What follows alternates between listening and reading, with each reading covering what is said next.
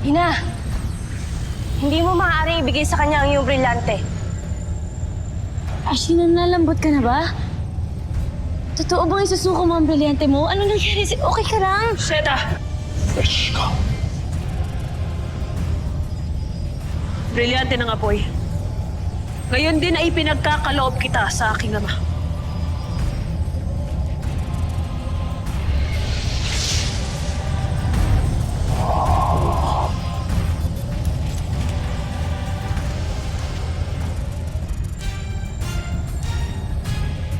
Matapang ka lamang, Perena, subalit uto-uto ka pa rin.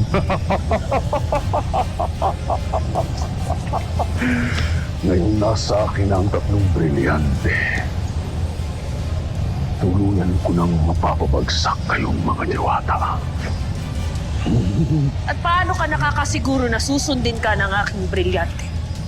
Sapagat ayon sa iyong pinamalas at nararamdaman ko na ito ang totoo. Totoo! Ngunit hindi ka susundin ito kung hindi ito buo. Anong pangloloko ito, Perena?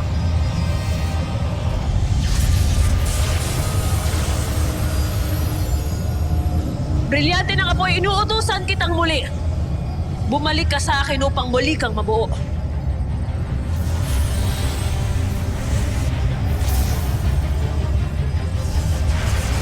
Krishna! Kailanman ay hindi ko maaaring panghawakan ang salita ninyong mga diwata!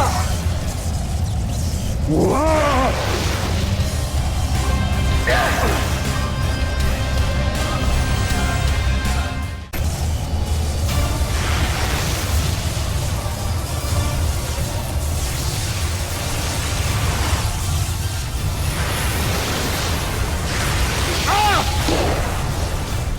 Walang Veshka! Poltre, Panginoon. Ngunit hindi pala si Perena ang mahina kung hindi ikaw. Pagkat naisahan ka na naman ng iyong anak. Ko sa harap ko, Asbal!